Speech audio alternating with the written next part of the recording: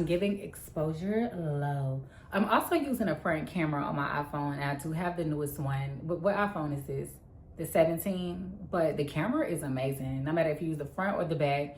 But I kind of wanted to look at myself, so I'm doing the front camera today. Anyways, y'all, I'm in my suite. As you can see, I love my little nook area for my permanent jewelry. Like, I love it. I love it. I love it. I love it. I love. Guys, I wanted to come on here today to introduce myself, because I realized in the last video that I posted that I didn't introduce myself. I just went into yapping. Yeah. So, my name is Kenya Moniyai. I've been an entrepreneur. My name is Kenya Moniyai. I've been an entrepreneur for all of 8 years come April 2026. That's a long time. Okay. I've been doing permanent jewelry for about, for about, dang, how long has this been? I started my LLC in August. So we got August, September, October, November, December, January. Okay. And we are like in the end of January. So it's definitely been a complete 6 months. So I've been doing permanent jewelry for 6 months. When I say it out loud, it just sounds so crazy because I'm so hard on myself. But I've done a lot in 6 months, okay? Like a lot in 6 months. Matter of fact, let me hit y'all with a clip so you can see what your girl's been doing with the permanent jewelry.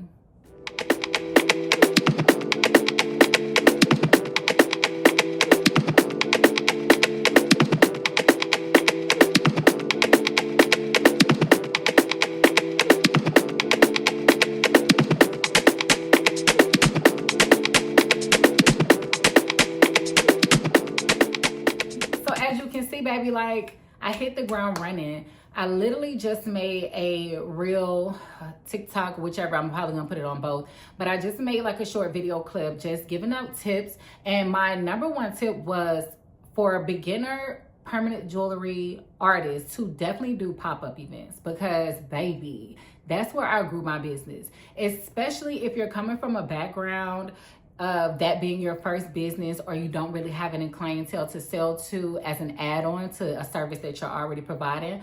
Pop-up events is like key. It's like, why not? You know, the only thing about the pop-up events is that you do have to pay to do most of them. Now, I have had some offers for free events, and usually those are the events where it may be like a newer community that someone is starting, or they're doing it for their own like opening, grand opening or something, and they just want to include like experiences. So those have been pretty cool. But I will say that the ones that I paid, like it's a tier to everything, right? So the lower tier, I would probably say the events are like $50. Maybe in the middle you will pay about $75 to $80 for events, and then I've seen some events be like $100 to $250. I think the most I paid was $250, but the great thing about it was 2 days, and it was at Atlantic Station in Atlanta. So they also, I've like seen, it was like a Boots and Daisy Dukes event, and that was like $400 to be a vendor. So the fees go up. And one event that I really wanted to do, but I was like, dang. It's like a wedding expo. It's like where people go to either do a viewing of a center or a building or a place, and they go to do the viewing to see if it's a place they would want to get married. And at the viewing, they have other vendors that can be included at the wedding or used for the wedding. And they do take some permanent jewelry artists as well. But for those events, it's like $1,000. And I'm like, is it worth it? Let me work. Yeah. Flip it and reverse it. But starting off, I didn't have $1,000 to invest into the event. So I was like, oh, they're gonna have to miss me with that. But anyways, y'all, definitely recommend it. But 6 months is you just gotta be thankful. I thank God. But within the 6 months, I did take a pause coming into the winter time. Maybe around after Thanksgiving for sure, because I did vending from August all the way. Did I get an event in August, January, March, April, May, June, July, August, September? If not August, definitely September. I did it from all the way from September, October, and then November, and then I took a pause because it was just cold outside. And I also wanted to prepare my suite for private appointments, okay? But anyway, so yeah, I've been doing permanent jewelry for 6 months. I've been an entrepreneur for 8 years. I'm also a lash esthetician. I graduated from esthetician school. What year was that? Wait. My class code JN18, June 18 is when I started. EP, JN18, EP Aesthetics Program 19. So JN18, EP 19. 19 was the year I graduated. So, dang! I graduated esthetician school with a 4.0 GPA. In 2019. Okay. Yeah, time is ticking. So that's literally what, 7 years I've been an esthetician. Let me say why I even went to esthetician school. And it was not because I wanted to be an esthetician. I didn't even know what an esthetician was. And I wish I would have known what an esthetician was coming out of high school. But it's like I wasn't even aware of a world that had to do with skincare. Like in high school, I had no idea about skincare. What I did know was my mom used to buy me stuff like Neutrogena, little stuff like that from pharmacy stores, the Walgreens and stuff. And she taught me about like washing my face, using my Neutrogena. So I was doing stuff like that in high school, but I didn't know how broad skincare was because, I mean, I didn't have acne. I didn't have breakouts in high school. And the girls that I went to school with, most of them who were really into skincare was literally doing skincare because they had some kind of correction they was trying to make to their skin. Anyways, I started off doing lashes. JN18. I started doing lashes in 2017. In 2017, I took a course, y'all. My course was $400. You can't find that nowhere. My course was $400, and I took it with a girl who was from Miami, but she lived in Atlanta. And I was doing lashes, and I had been doing it for like a year. And I was doing lashes in a hair salon, Serendipity Hair Salon in Mount Zion with Miss Sharon. Hey, auntie, that's my auntie, y'all. In the mix of it all, though, I will say, just like transitioning into doing lashes at the hair salon, it was already on my mind. But I don't know if, like, I think I may have seen someone on Instagram that was an esthetician, and I was like, okay, matter of fact, let me get my license because I don't like to do stuff that's not legit, baby. And I was moving up in the world. I'm doing lashes in a hair salon because I started off as a travel lash artist. I haven't reflected back in a while, y'all. So this is all just being said out loud. But I started off as a travel lash artist. I remember I used to go to people's house and I used to go to apartments and I used to drag my foldable massage table up the steps into the apartments. Like, what? I was really a travel lash artist and I used to do that thing too. Like, I used to bring my lamp, my table, my little carrier box with everything in it. Like, I was doing the thing. And then my mom used to let me take a few people at the house. She let me take a few people at the house, but she wanted to do her little one too. And she like, girl, you need to hurry up. You got clients in the house. I can't even do what I gotta do. Like, so I was like, girl, don't worry about it. I'm just gonna travel with all my clients. So I was traveling. Then I found a suite. It was like a new bought out, a older building that was newly bought from a girl who did brows in Riverdale, Georgia. And I bought a room with her and I wasn't there for long. And Miss Sharon opened up her hair salon and she was like, niece, if you want to come do lashes in the salon, let me know. And she had just opened her hair salon. And I said, you ain't gotta tell me twice. Like, that's family. So, you know, I'm like, okay, I'm out of here. I'm finna go with my auntie. And she's really like a family friend. My mom's next door neighbor since, was I in elementary school when she moved next to us? If I was in elementary school, I was in middle school. But regardless, I've known her for so long. So I'm like, let's do it. So I started off doing lashes in the hair salon, went to esthetician school, graduated, got my license as an esthetician. And then I wanted to do skincare. And that's like being in esthetician school introduced me to a whole nother side of the beauty industry that I just was not aware of. Like, I knew about makeup, but when you go to esthetician school, cosmetology school, you really get in your bag. Like, you start learning about like the real professional side of the beauty industry, like waxing, makeup, facials, massages, all this kind of therapy. Like, it was amazing. So I also was like, okay, you know, I love doing lashes. They taught us nothing about lash extensions in esthetician school. So I literally went for the safety and sanitation of it all, okay? But I was really intrigued by facials. So when I was at the hair salon, I started offering facials, but I was like barricaded and I didn't have a covering at the top. So the facials, I mean, the girls, they was getting the facials, but I wanted to really create an experience. And that's when I started looking into like salon suites. So I went on a tour for the company, My Salon Suites, and I actually found out that they was opening a location in the South area. They had none in south of Atlanta, like Clayton County area, Fayetteville, Union City. They had none out in those areas. And my clients was already used to coming to the South areas. So I was like, okay, well, since y'all got this new location coming, let me check it out. So I actually was one of the first salon suite owners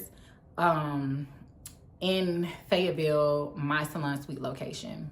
Anywho, bought me a suite there, and then at the time went by like 2 years, I was like, okay, this cool, but y'all look pricey. So one of my salon suite members, she told me about another location, which is still in Fayetteville. So I moved here, and my salon suite rent was less than half of what I was paying. And when I tell y'all, I didn't want to move from my last location because I did that room up, baby. I did that room up. Matter of fact, I'm trying to find a video and insert it, but it was tea. Hey, it's me.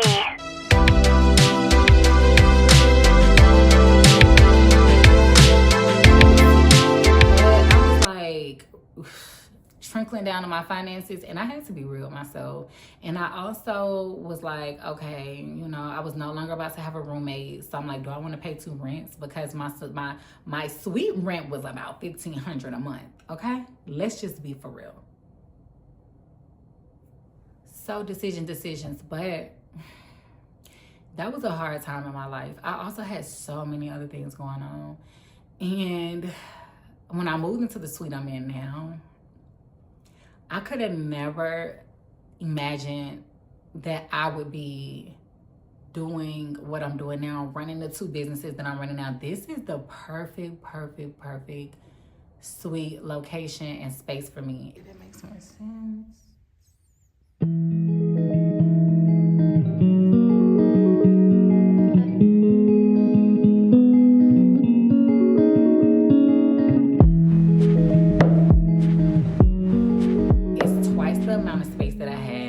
The last place.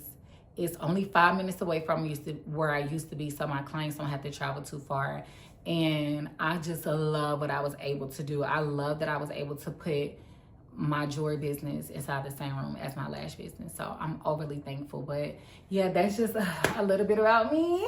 And I'm getting back on YouTube. I used to post a lot of travel content, and I'm not gonna lie, a lot of my travel content had my past situation in it, so y'all won't really see it on my YouTube a lot. So now I'm just trying to redefine myself. What I have came to a notarization, yeah, is I want my content to just solely be about me. And I'm really trying to find a way to create content without being too deep into my personal life. But just like, I don't mind being real. I don't mind being relatable. I don't even mind y'all being in my personal life. But I just want it to be more so my life. Like, I don't want it to include other people's life. Like, you know what I'm saying? So I'm excited about this new journey.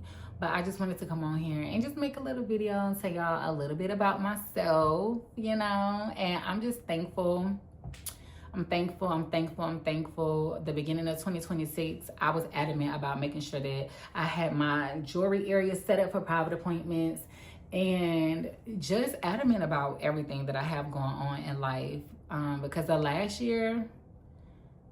few years, it's just been rocking me. It's been like, it's been doing a little thing, y'all. Like, for real, for real, for real, for real. And I've been having to pick myself up off that ground and really, really, really get deep into my word and my relationship with God, because, man, it's been challenging. To all things, I'm grateful and I'm thankful. And even, like, when I come into my suite, I can't help but to look and say, God, thank you. Thank you. When I moved into this suite, y'all, I didn't even have the money to be in here. I remember crying when I was reaching out to the suite owner to see if I could be in here, because, like, and I'm gonna be real, I needed $500 to sign my lease and to be in here. And that, I remember at that time, like, I just didn't have $500. I had like $250 or $300, and I just remember trying to get $200 more, $200 more, so I could come here, because I can't even afford the last week. I ain't even got $200 bed, and you know I can't afford the last week. And I remember I asked my mama, and she was like, I ain't got it. And I was like, what am I gonna do? Because I don't ask people for money, and I don't never ask nobody for money. So even that time, like when I had to ask my mom for that, I needed that. You know what I'm saying? I can't remember what happened. Maybe I did a client or something. I don't know. But by the grace of God, I got that $200, okay? As you can see. And everything just worked out. Everything just worked out. It always does, though. It always does. And that's what I have to remember. Because being in the line of entrepreneurship, it's not for the weak. It's not for the weak. It's not for the weak. I've had my days, and I'm still having my days. But I think what's helping me now is really being intentional with focusing my mindset on, like, having that relationship with God and making it my foundation. Because if that's my foundation, then I have something strong to depend on outside of my own strength. You know what I'm saying? Like, if you know, you know. But anyways, that's just a little bit about me. And I just want to say thank y'all for coming here. Make sure y'all subscribe. Like, I mean, my content is just basically going to be about me becoming the better version of myself, being intentional with my life, running 2 businesses. I pray y'all get some travel content from me this year, even if it's solo. I really want to do some solo travel content. Like, that's what I really want to do. So just, you know, watching my growth. This is the stage where you want to tap in, because for me, when I watch people's content, I love catching them because I want to see the foundation. I want to see, like, a little bit of where you came from. And even though, like, I feel like y'all catching me in the middle, but this is a great place to start. You know what I'm saying? So I feel like, you know, I'm a very relatable girl. I got nothing to show y'all but what I got going on. Because I even contemplated, like, do I want to do content again? Like, do I even got something to talk about or do? Like, because I'm not doing all of these flashy unboxing and come with me's and get my hair done every week. Like, I'm not doing the fancy things. Like, you know what I'm saying? I'm going to the gym. I'm staying fit. I'm in my Bible. I'm running 2 businesses, and I'm just trying to stay afloat, baby. That's it, okay? So if that sounds like something you into, subscribe to your girl, okay? You know, and I appreciate it from the bottom of my heart.